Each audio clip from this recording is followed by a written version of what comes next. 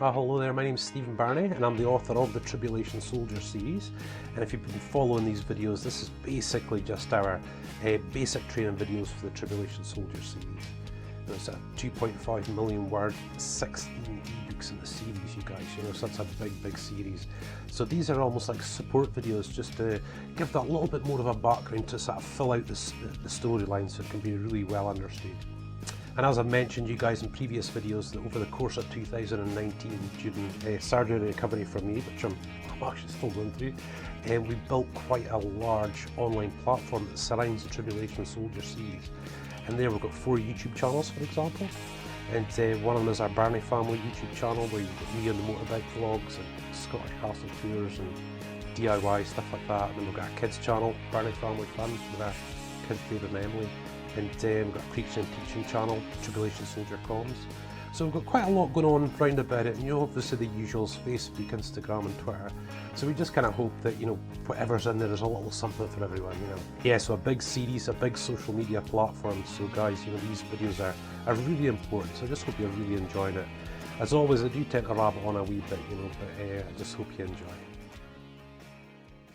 Yeah, so in the last couple of videos we kind of looked at the end times world, spoke about the Cyrus satellite defense system as being my excuse for why the end times world is the way that it is, and then the military. I'd really had to explain the combined allied forces, the Scottish Defence Force, and obviously the fictional, the real big one, the Armoured Infantry Corps. So hopefully with the world in place and the military in place, I can now really sort of kick on to the characters, sort of the main characters of the story. And really guys, when it comes to the Tribulation Soldier, it is set over a period of years. And obviously it's 16 ebooks. And each ebook tends to have a different sort of star, Part 1, 2 and 3, the main ebooks, feature in sort of the first person, Major Matt Dixon of the Armoured Infantry Corps. The other books are his friends or people or colleagues within the military. So everything links together, everything, fits together in some way, shape or form. And Matt makes appearances throughout all the books, just to sort of bring it all together. So as you can imagine, over the course of 16 ebooks, boy, trying to get that continuity right, so they all correspond, that all the times that all the different ones sort of get together and cross each other's paths, it's actually, it's quite difficult. You've really got to keep your mind on it, but the characters were obviously something really important to me, and for the story, the storyline, I really enjoy, and military operations and all the different things that go on with that. The characters are something quite special, and I wanted to make sure that there was a good few in there, as many as I could. Yeah, so Major Matthew Dixon, I should say. He's sort of the main character of the whole series. He's basically kind of there from start to finish. And being that main character, and I kind of put him across as quite a young guy, in his 30s, really quite young to be a major, especially in what I've called the Armoured Infantry Corps. So to be a soldier in the Armoured Infantry Corps, you first have to be in the Special Services. So in Matt's case, it was the Royal Marine Commandos first, then the Special Boat Service, and then the Special Boat Service Armoured Infantry Corps. So Matt's a guy that's really kind of risen through the ranks. And in a lot of respects, Matt's never really had time to form any, relationships with women and various things like that, You're really focused on his sort of military career. But Matt's a little bit of a mix of a few people that I know, that are in the military, that some in the special forces, and a little bit of mix of kind of each of them in some ways, because, maybe you guys have never met special forces soldiers before, but I tend to, when I do meet them, I tend to be quite surprised. It still surprises me at how kind of normal they can be. And there's one I'm very close to, who won't swear in front of ladies, who won't swear in front of kids. He's so respectful. It's no real, not to say special forces should be the other way around, but very much that way. Very, it's real moral sort of thing going on, And other guys I've met have been so humble, and you think, wow, this guy's a special forces soldier, yet so humble. And other guys that I've met are very much got that idea in their head, you know, that they really are serving the nation, that they're serving Queen and country, and you know, are serving their flag, you know, and you really see that coming through from them. So rather than picking just one person to kind of base my mind on, I thought I'll just get them all in there, and whatever the outcome is, this is going to be Major Matt Dixon, and he does turn out to be, you know, the unexpected. He is a big guy. He's 6'4", and obviously got that soldier look and soldier build and all that sort of stuff, you know, but tremendously respectful, you know, and very, very committed to what he does, and you know, various things like that. Just a real, genuine good guy, you know, just a real, genuine good guy. And you know, that's what I really wanted from Matt, you know. But when it comes to the military side, boy, you know, there's no indecisiveness about him at all. He knows what he's doing, you know, all the time, makes the right decisions. He works so well with the people that are around him, the Special Forces soldiers, his teams. He's very well respected within the Armoured Infantry Corps and the Scottish Defence Force, of course. But there's also that kind of side to Matt where he's a wee bit on the clueless side when it comes to women and things like that, you know, and which is fair enough. I think it maybe makes the guy come across a bit cute, you know. But I think with Matt, I think the way that I've kind of put him together, I have to say that he's the kind of guy you'd want to be as a bloke. I don't know how many of you guys sort of watching would sort of agree, you know, but you tend to have a sort of an idea who you'd kind of like to be in a sense, you know. Still be you, but, you know, have these things. And I think when Matt really covers that, you know. But like I said, when it comes to women, he's pretty clueless, and, you know, comes across pretty cute, you know. So, of course, when he meets Kira, who's the other big star of the books, as it were, one of the main characters, you know, Matt really falls for her really, really quickly. So in the first book, of course, the first book's all about Matt's deployment to the Norway refugee colony, and this is where he meets Kira. I think it's about halfway through, probably about halfway through the book, maybe. I can't, a third of the way through, can't quite remember. But he meets Kira, and it's sort of like an instant falling in love sort of thing. And Kira's the kind of same. She's a Christian aid worker on the colony itself, and, you know, obviously, you know, being a Christian, I've been around a lot of Christian women, and again, I think with Kira, I've got 5 or 6 sort of people in mind, or types of Christian women in mind, and kind of rolled them into one to sort of make this character Kira, you know. And again, you know, just you could just fall in love with her. She's such a darling, you know. But you know, very humble, but she knows what she's doing. She knows what she's talking about. You know, it's going to the Norway refugee colony is a big thing. It's a dangerous place. She's very committed. You know, she's very strong about what she believes and what she's doing. Doesn't put that across in a big proud way, or, you know, holier than thou. Well, people like Kira, you know, they're kind of that character. They're quite infectious, you know, and they're the type of people that you can, you know, even if you're one of the most sort of closed off people, which I used to be, you know, quite some time ago now, really. But you could instantly know that there's trust. You could trust this individual, and that's what I really wanted with her. You know, that she'd be very open about herself and who she is, but so approachable in that sense, where she could pull your defences down without really trying, you know. And I think that's kind of what happened with her and Matt, you know, the way this sort of relationship sort of came about, you know, and you know, they really hit it off.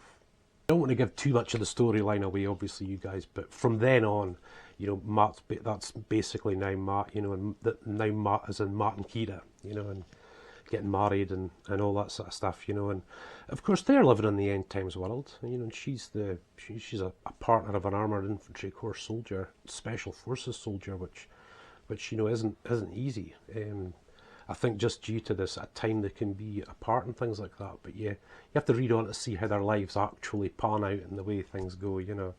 But I think just for them, you know, sometimes it does kind of look like the perfect marriage.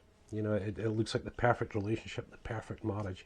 But I think, again, guys, it's one of those things that you kind of aspire to. You look to that and think, well, that's what I'd like my marriage to be like. You know, so I think with myself just presenting this it's just kind of real, you know, still got its ups and its downs and arguments and nipping each other's head, and, you know, we've all got that. But, you know, a real solid relationship, a real solid marriage, you know. And that was something I really wanted to put across in the books. So as you read on in part one, Matt has a little bit of an encounter with a guy in the Special Air Service Armoured Infantry Corps, another major, a really close friend of his, and they touch together within that book. And of course this is where it spins off. So in the second ebook in the series, it's called Operation Overdue Justice, and that guy, Major Greg, he's the guy that's going to star in this next part. He's going to be the main character in part 3. And Greg's married to Jess, and like he's just like Matt, you know, he's in the special forces, so you know, you spend a lot of time away from home. But Greg's a little different in that he's been married for a long time. You know, he's got teenage kids and very close family, real close family, you know. And with Greg, you know, I've made him, yeah, as they all are, tough Armoured Infantry Corps soldiers, but a real over-the-top romantic with his wife, you know. It's one of those guys that just worships the ground, you know, his wife walks on, sort of thing, you know. And those two were just great characters. But the reason I wanted to just share that was just to begin to show you how the books begin to interlink together. Because like I said, Matt and Greg encounter each other at one point in the story in the first ebook. In the second, it's all about Greg. Matt has a couple of little appearances there. But then Matt rubs shoulders and one of his friends, Captain Kerry Sharp. And of course that's the third ebook, Captain Sharp's Trial. So of course, you know, Kerry's in that second book, then she stars in the next book. Greg's in that book too. And then of course the fourth ebook is Pastor Major Sniper Sailor with Major Paul McLaughlin. And of course he's friends with Matt, he's friends with Greg, Jess, Kira, and you know, him and Kerry obviously cross paths as well at those different points. But of course they're all living out different lives. They're in different theatres, they're in different places, but they all sort of interlink together. So hopefully you can see by just that brief explanation of just the main characters in the first 4 books, how this is all sort of constructed together, you know. You know, and even in the books we've got these news articles, very brief at the beginning of just some of the chapters, you know. And of course all these interlink with the other books as well, all the way through. It's just the way that it works, you know. And that was a lot of fun to write. That really was a lot of fun to write. So far, you know, I write the books in the first person, so I am that person, you know. And when it came on to the third ebook, here we were now with Captain Kerry Sharp, an elite covert intelligence officer. And you know, I really wanted her to be in it. There was a real thing about her when I started sort of writing the books, you know, about her being, you know, covert in the dead zones and, you know, doing all the things that, you know, intelligence officers do, you know. But I had to write her in the first person, you know, as me being Kerry. And I really liked that, you know. And again, I don't want to give away too much of the story. You know, of course, she encounters Matt, she encounters Greg, she encounters Pastor Paul from the next book. And I don't want to give too much away, but Kerry is one of those people that are brilliant, you know, tactician, thinking, under pressure and all those sort of things. And in the book, her life sort of comes crashing down a bit, you know, where she gets into a real state of a depression, you know, a real depression in her life. And it gets worse and worse and worse in some respects. And the further she goes into depression, the kind of further away she gets from doing what she loves, as being that person who's so decisive, knows what she's doing, professional, you know, absolutely. And of course, having suffered, you know, depression for most of my life, you know, it's a character that I think I can really relate to, and I really hope it relates to a lot of other people as well. That you'll see that in Kerry. Don't worry, it's not a 100% depressing book from start to finish. That's not the way it is. But she goes through her trials. You know, she really goes through her trials. But as always, guys, you know, I know there's not happy endings in life at times, but most of the books, you guys, I like to hit a happy ending. You know, you want to see that, you know, to sort of move on to the next book. So on the next one, of course, the fourth one, and I'll kind of close with this one, the Pastor Major Sniper Sailor one. And it was quite funny because when I started actually writing that book at that point in time, you know, it was kind of what it was like for me in some respects, you know, having a full-time job, two kids, you know, two really young kids. Then you've got a pastor role that you've got to sort of, you know, play out as well. You've got your marriage, and it just felt like for a time, it was like I was wearing different hats all the time. It was like I come home from work and put on a different hat, and then go out and put on a different hat, and that's what it kind of felt like. And I thought, I'm really going to take that in. So again, starring an Armoured Infantry Corps Major Paul McLaughlin of the SAS Armoured Infantry Corps, and that's what it is for him, you know. And Paul really does sort of head all over the world, but the main one in that particular book is Morocco. That's where Paul sort of ends up on this big mission. And again, I don't want to sort of spoil the whole storyline, you know, but this is really when we start branching out around the world in the series. And as we, you know, go into deeper books and further on, I mean, so we go to the US and New York, we go to Sydney, Australia, you know, Norway, all these different places, you know.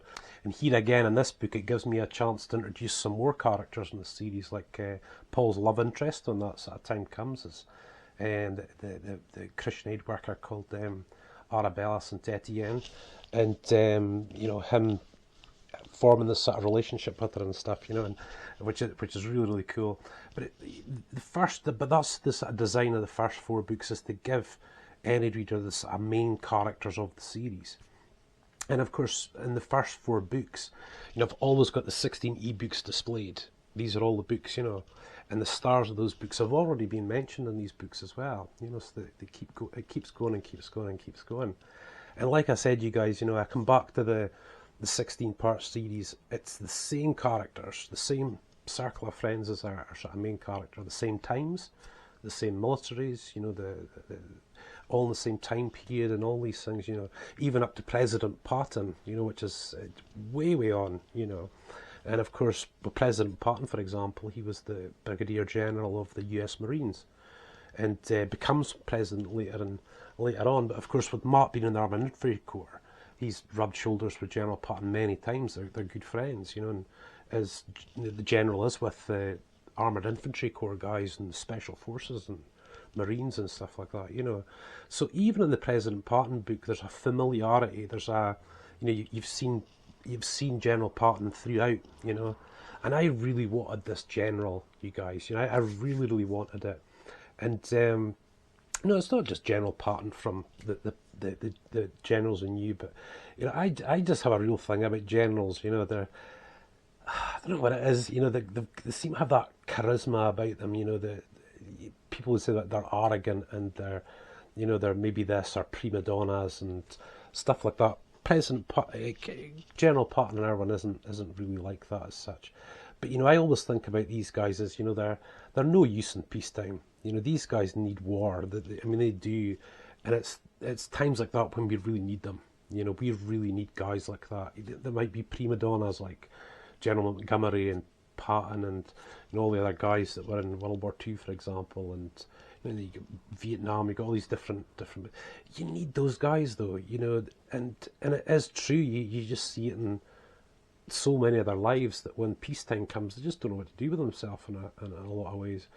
But for the general, that never really happens. He's a very active member of the US Marine Corps, and of course, when it comes to his presidency, he remains that real general. You know, he remains that Marine, which is really cool. And of course, a bit later, you'll come across the Maggie, Montague Maggie, the ace fighter jet pilot, jump jet pilot. And she takes the lead in her own book. But her and Mark become very close in a friendship way, and very close with the Armoured Infantry Corps as well. So even Maggie begins to get introduced within the first books as well. She has tiny little appearances until she sort of comes just that sort of a little bit later on, you know. But again, Maggie was sort of written in the first person, and you know, what I really wanted with Maggie was kind of one of those people that, you know, when they're in the air, that's who they are. And Maggie is ace. She's one of the best in the world. There's no sort of question about it. But yet on the ground, even as a major, she's quite vulnerable. There's a sweet girl, you know, a real sweet girl, little. You know, I've got her as being quite little in my mind and stuff like that. But in the air, you know, just something else. And again, of course, Maggie's attached to the Armoured Infantry Corps because she's one of those pilots for the the Armoured Infantry Corps soldiers that are aviators. And so she becomes a very, very big part of the series, you know, this Maggie. But again, with Maggie, I had to sort of write her, I wrote her in the first person. And to be frank, I'm not really sure how else I'd write. That's the kind of, to me, that's the only sort of way I can do things, you know. But she's major. She's a very, very big part of the, you know, the overall series, you know. So guys, I've just touched on just a few of these guys throughout, and I'm hoping that just gives you a picture of what's sort of been created here, you know. So when you do come forward and you begin to read the books, you'll see these names and you'll put two and two together. And you'll say, oh, right, okay, right, I see how she fits in, how he fits in, and how that happened, you know. And guys, it's like I said in previous videos, you know, when you're doing a book series on the military, you know, you've got this, there's a tremendous sense of a bond, irrespective of who's who and from what country and things like that. You know, there's a real bond between the military. And of course, unfortunately, you know, it's, you know, our allied soldiers have to go into these war zones around the world. It's not pretty at all, you know. But you know, as a writer, it obviously gives you endless situations and circumstances to write about, or you know, go in these various directions in the storylines. And I just think, you know, again, our military personnel see a side of life that, you know, not many of us will ever see. You know, I don't think many of us will ever see what they see, and that makes them quite unique in the way they think and the way they are, you know. And I really like that part of it. Yeah, and as always, you guys, you know, I really try to write books very simply. I'm just not interested at all in you know, using huge words and, you know, spending paragraphs just showing what, you know, some writers are brilliant at that, you know, don't get me wrong, but you know, I think that generally readers make up, you know, have their own imagination and they make their world, you know. So, you know, mostly what I do is just give a sense of where they're at and what's here and what's there and whatever, but really sort of crack on with the storyline and get into the sort of characters' heads and move forward with that. And I think I think a lot of readers would prefer that, you know, they can just get their own sense from that and have their own sort of little world, you know. But yeah, you know, it's all the different characters, all the different scenarios, the different theatres of war around the world at that time, different countries, you know, trying to keep it all together is quite a lot. And like I said before, you know, basically almost every ebook's either complete or halfway through or done, you know, because you have to write them all at the same level, you know. So you hit this in ebook 4, well, you've got to write the same thing in ebook 9, you know, because they correspond with each other. So you find that even later books that I have in the series, God, they're almost done, whereas the ones that are a bit earlier, I'm not quite there with yet. And that's the kind of way that it works, but it's the only way I can do it to make sure it absolutely corresponds. And of course, being the sort of person I am, I've got my little, you know, calendar graph thing, you know, when they all intersect with each other. You know, the year, the characters, the books, and when they intersect, why they do, and all that sort of stuff. And boy, oh boy, if I didn't have that, you know, I'd be lost, I think, you know. But I think, you guys, you know, it just makes all of the 16 ebooks work together as one big book, you know, in some respects, but broken up, obviously. And of course, the you know, ebook 9, the Tribulation, it's going to be 1 million words. It's a big, you know, it's a big book, you know. And I've started quite a bit of that. I'd say I've started quite a bit. It's like 60,000 words, I think it is. But you know, we're cracking on with that. But you know, I just really hope you love the series. I hope you love the characters. I hope you fall in love with these characters. I really do, you know. And of course, you'll see them going through the good times and the bad times. You'll see them going through relationships and marriage and kids and, you know, being deployed and, you know, being injured. All these sort of things that sort of come up, and the challenges, like I said about Kerry with depression and you know, losing confidence and all these sort of things, you know. And I just hope, guys, that, you know, a lot of these things come from my own experiences or the experiences of people around me, so that although these characters might be fictional, they're very real. They're what we deal with. All these things affect us in some way, shape or form. You know, illness and all these things. So yeah, it's a fictional, they're fictional characters, but they're based on real people. So guys, I probably went on sort of long enough for one night, I think, you know, but hopefully that's really giving you a real good idea. If you've never read even parts of the series yet, or looked at any of the ebook previews of the chapters of the books that we've got available and stuff, that'll give you a sort of real idea of what we're really trying to put together here, you know, and you know, so you can get to kind of know these characters as well. But for now, guys, listen, thank you so much for listening. Thank you so much for viewing it. I really do appreciate it. I really do. It's just awesome to be sitting sharing this, you know. And like I said, we've got a very large social media platform that surrounds the series, the YouTube channels, Facebook, Instagram. You're more than welcome to catch up on what we're up to there. But for now, guys, thank you so much, and I really look forward to sharing the next.